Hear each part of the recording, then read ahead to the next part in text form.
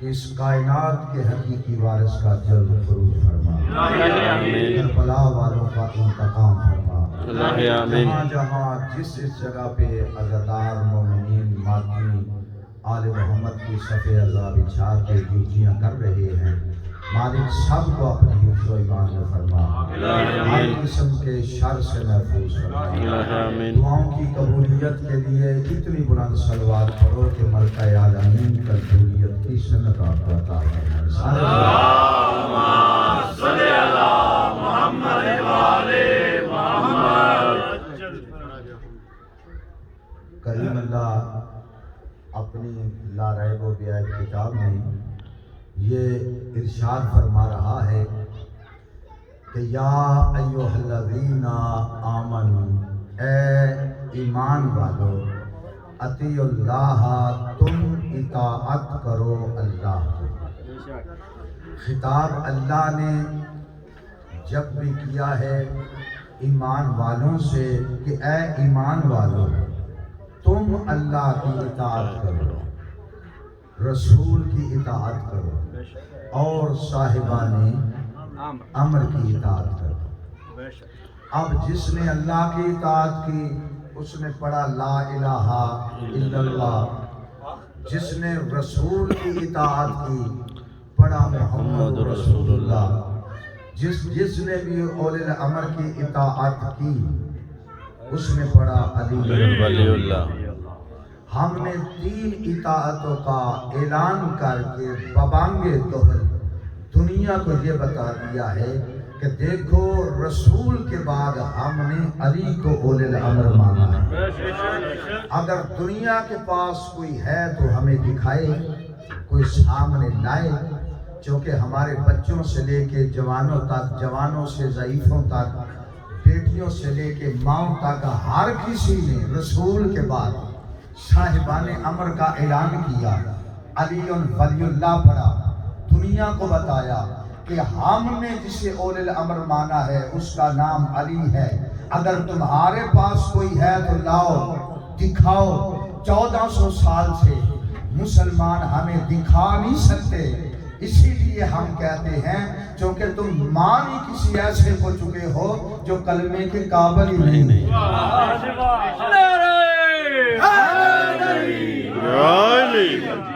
اولی نمبر پہ میں مفصل گفتگو کر چکا ہوں۔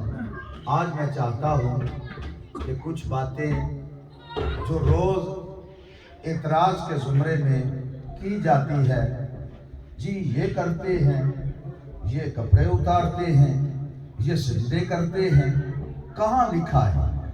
میں چاہتا ہوں جو مسلمانوں کے اعتراضات ہیں نا 1-2 مجلس میں کہ وہ نوجوانوں کے ذہنوں میں ڈالو کہ یہ سب کچھ ہم کرتے ہیں، کیوں کرتے ہیں، اس کے پیچھے وجہ کیا ہے؟ چونکہ مولوی کو کیوں کرنے کی بڑی عادت ہے، اس لیے میں چاہتا ہوں کہ اس کے کیوں کا کچھ جواب دیا جائے۔ ابھی میرے بھائی مسدس کا جہاں پہ فکرے کا آغاز کر کے گئے ہیں نا کہ شفاعت ہو بھی سکتی ہے، دامن خالی ہو، بندہ تحریر شبیر بھی آیا، دل سے توبہ کرے، یہ پھر اتنے کریم ہیں قدموں سے اٹھا کے سینے میں جگہ دیتے ہیں۔ توجہ ہے آپ کی؟ میں مطمئن ہوں کہ آپ کی توجہ میری طرف ہو گئی۔ اب میں گفتگو کا آغاز کرنے لگا ہوں کہ 2 ملاقاتیں ہوئی ہیں جناب حر کی مولا حسین بادشاہ سے۔ پہلی منزل ذوالجشم پہ آیا، نماز پڑھائی رسول کے بیٹے نے، اس نے پیچھے پڑھی۔ اب مجھے بتاؤ یہ تھا جرنیل لشکر جدید کا، پیچھے پڑھ رہا ہے حسین کے، یہ نماز کوئی فائدہ دے گی؟ چونکہ پڑھ مولا کے پیچھے رہا ہے لیکن دل میں ہے یزید۔ توجہ ہے؟ پڑھ رہا ہے مولا کے پیچھے، دل میں ہے یزید، نجات نہیں ہو سکتی۔ میں کہتا ہوں چلو مولا کو چھوڑو، اگر رسول کے پیچھے پڑھو تو کوئی فائدہ نہیں۔ اب پہلی ملاقات اور امام کے پیچھے رہا ہے، دل میں ہے یزید، محبت ہے یزید سے، نماز فائدہ نہیں دے گی۔ دوسری روز عاشور آیا، کربلا میں آیا، ملاقات ہوئی، اب اور چلتا ہوا آیا، پشیمانی لے کے شبیر کے قدموں میں رکھے، امام نے قدموں سے اٹھایا، سینے سے لگایا، فرمایا میدان جا، جنت تیری مشتاق ہے۔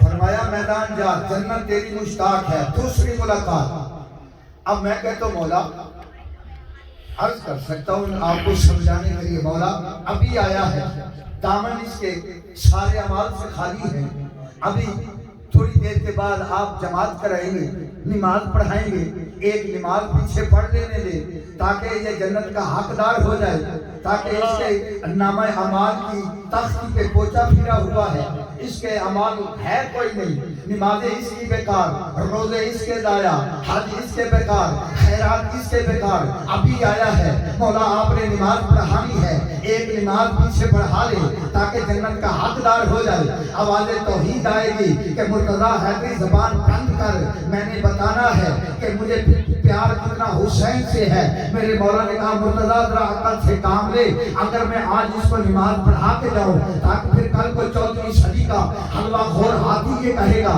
کہ ہور کو وہ آخری نماز جنت میں لے گئی، ہر کو نماز جنت میں لے گئی، میں پھر پڑھائے ہور کو میدان میں بھیج رہا ہوں تاکہ دنیا کو پتہ چل جائے کہ جنت نمازوں کا نہیں بلکہ محبت حسین کا نام ہے۔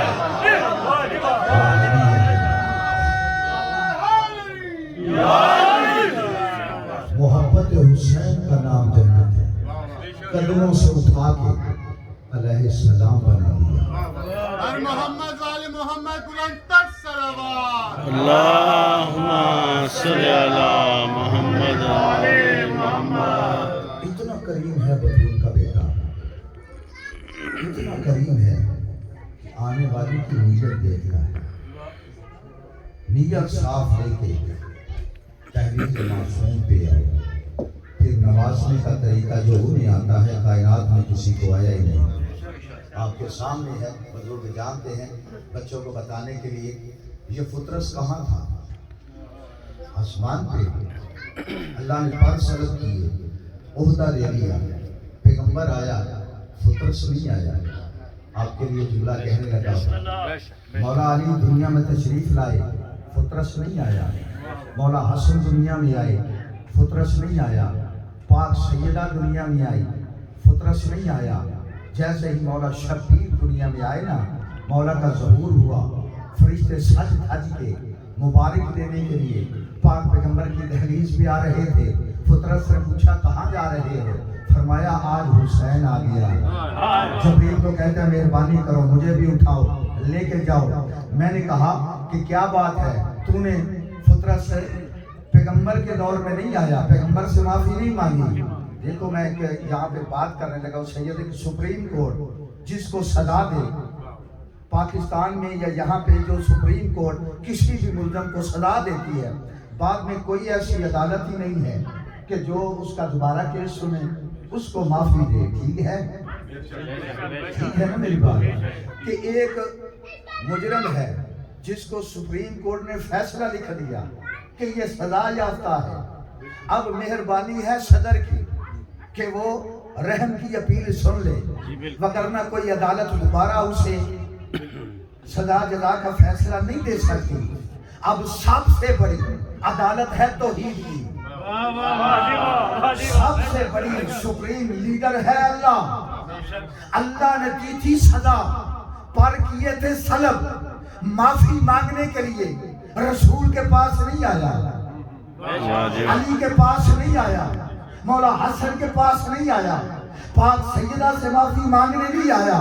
پوچھا گیا کیوں؟ فرمایا میں ازل کا مریض تھا، میرا حکیم اب آیا ہے۔ میرا بھی مانگ لے شفاعت در شبیر سے، میرا حسین کی عنایت فزی و عریض ہے۔ بھول گیا، اتنا بڑا حکیم ہے، اتنا بڑا حکیم ہے زہرا کا لاڈلا، جس کا پہلا مریض فطرس میرا پہلا مریض ہے۔ اب کسی سے نہیں مانگنے آیا، حسین سے مانگنے آیا۔ بے شک بے شک۔ جب آیا نا، رسول نے دیکھا، لطف لینا، رسول نے دیکھا فطرس کو، جبریل کو دیکھ کے مسکرا کے مصطفیٰ فرماتے ہیں یہ آئے ہو، اس کو اٹھا جھولے سے مس کر شفا مل جائے گی، جھولے سے مس کر شفا مل جائے گی۔ میں آپ کے درمیان سے اٹھا، میری روح موجود تھی، پیغمبر کے قدموں پہ سجدہ کیا، یا نبی اللہ آپ یہ کیوں نہیں کہتے کہ حسین کا ہاتھ پکڑ فطرت کے ہاتھ پہ رکھ، بچے کا دل بھی بہل جائے گا، اس کو شفا بھی مل جائے گی۔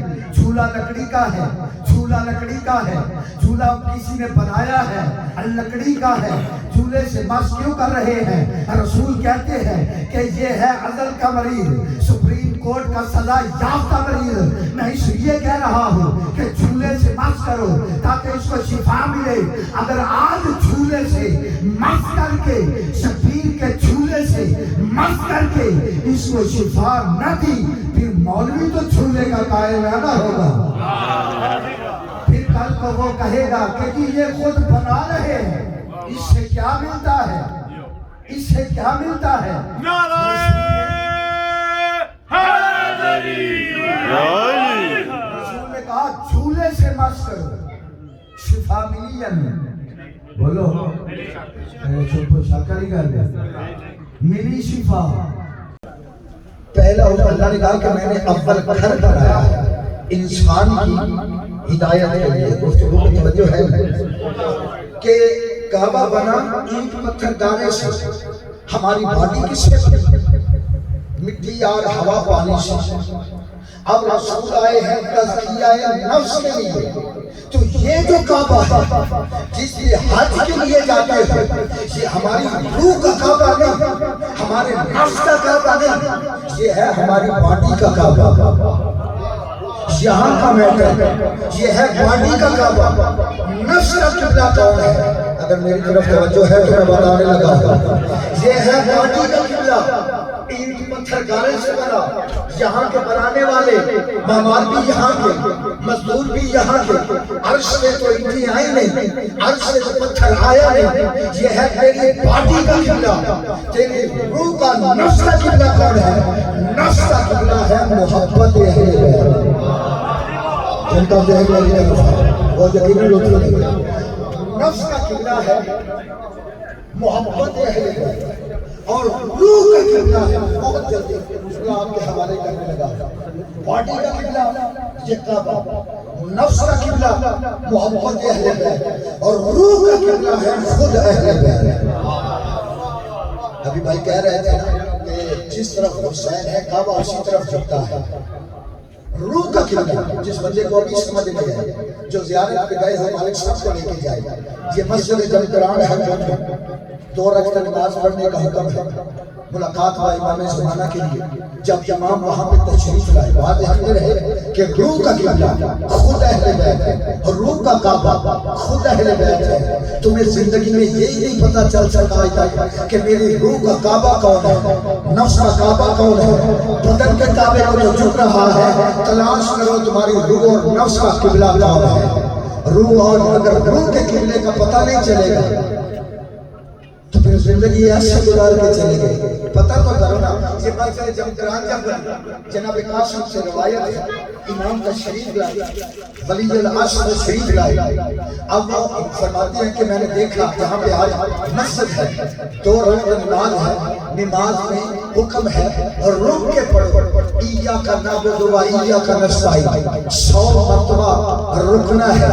امام کا حکم ہے کہ ایاک نعبد و ایاک سے مراد کیا ہے۔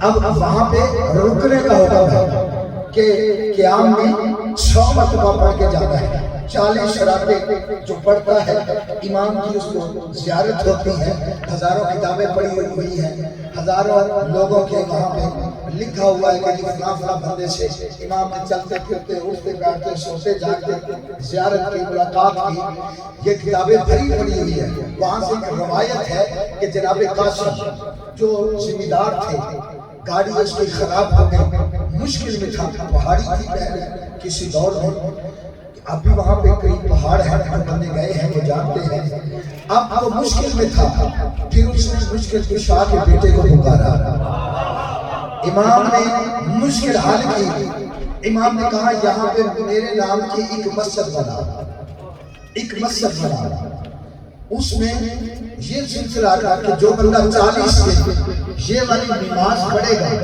اس کو میری زیارت ہے۔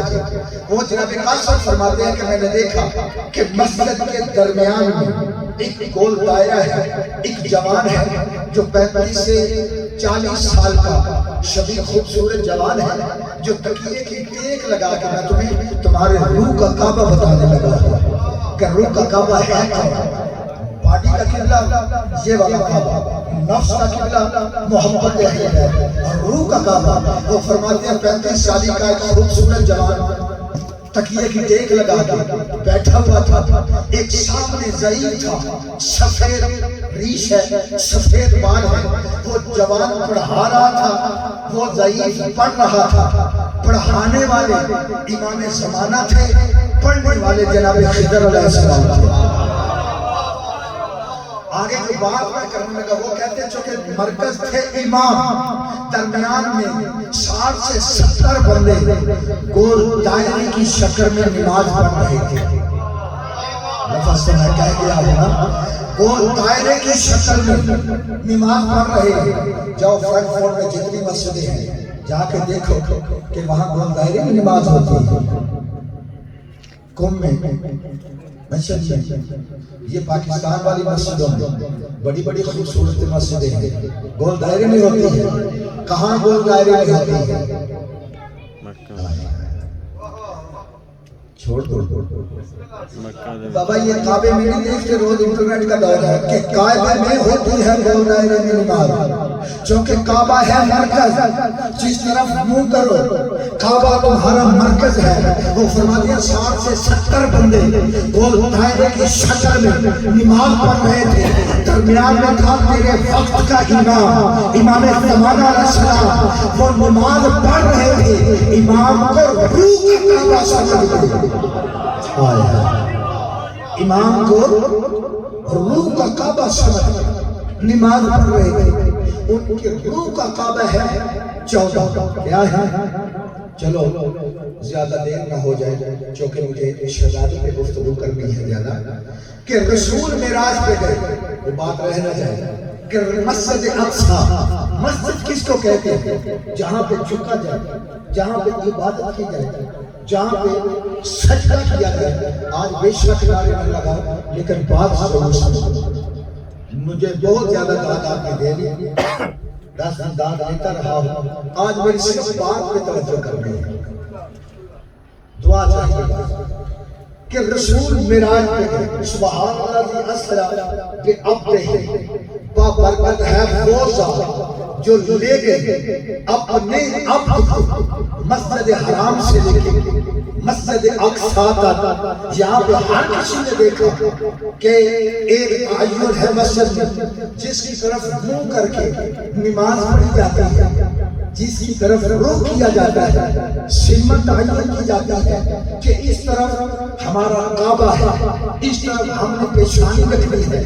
رسول گئے معراج پہ، وہاں پہ تھی مسجد، وہاں آدم کی جرت رہی، ابراہیم کی جرت رہی، سدرۃ المنتہا پہ ملائکہ کی جرت رہی کہ وہ آگے جا سکے۔ جو بندے چپ بیٹھے ہو، جبریل نے بھی کہا کہ یا نبی اللہ وال کے برابر آگے جاؤں گا تو چل جاؤں گا۔ یہ تھا جبریل، اپنے ماننے کا معیار بلند کرو کہ رسول نے کہا چل، یہ کہتا چل جاؤں گا۔ آؤ تو ایک بندہ دکھاتا ہو، میرے علی کا دیوانہ ہے۔ علی کے سامنے ایک بندہ آیا، یا علی میں آپ کا بڑا محب ہوں، بڑا چاہنے والا ہوں۔ آپ جل رہی تھی، علی نے کہا کہ اس میں چھلانگ لگا، اس نے کہا یا علی جل جاؤں گا، یا علی جل جاؤں گا، یا علی جل جاؤں گا۔ میرے علی کے پاس بیٹھا تھا علی کا دیوانہ، دیکھے کہتے تو چھلانگ لگا، قدموں پہ ہاتھ رکھ کے کہتا ہے اکیلا لگاؤں یا بچے بھی ساتھ لے کے جاؤں؟ اپنے معیار کو بلند کرو۔ رسول کہتے ہیں چل، یہ کہتا ہے چل جاؤں گا، یہ کہتا ہے چل جاؤں گا۔ میں کہتا ہوں کیا کہو رہا ہے؟ رسول کہہ رہے ہیں چل، رک گیا، نہیں جا سکتا۔ آگے کسی کی ضرورت نہیں کہ کوئی پرواز کرے، نہ ملائکہ، نہ انبیاء، نہ رسول، کوئی نہیں جا سکتا۔ تو گئے رسول گئے مسجد اقصی وہاں ہے مسجد میرے اللہ وہاں فرشتے تو جا نہیں سکتے وہاں نبیوں کی ضرورت نہیں پھر وہاں مسجد کیوں توجہ کرو گے تو لطف لو گے ساری زندگی کے لیے ایک تحفہ ہے حیدری کی طرف سے جب بھی یاد آئے گا حیدری کے لیے دعا ضرور نکلے گی وہاں پہ شاگرد ہے رسول گئے معراج پہ مجھے معراج نہیں پڑھنی کہ گئے معراج پہ سجدہ کرنے والے وہاں مسجد ہے سدرۃ المنتہا اپنی سرحدوں میں اپنے آبائی گاؤں میں جب پہنچے تو اس کا مطلب ہے مسجد تھی تو کوئی ساجد بھی ہے جو سجدہ کرتے تھے تو پھر مسجد ہے معراج میں ہے تو ایک پردے کے باہر ایک پردے کے اندر ایک ہاتھ ملانے والا ایک ہاتھ دکھانے والا رسول کو انگوٹھی نظر آئی کہتے ہیں میرے اللہ کوئی لہجہ سنا ہے لگتا ہے یہ پہلے آواز سنی ہے ہاں لہجہ سنا ہے آواز سنی ہے میں دکھاؤں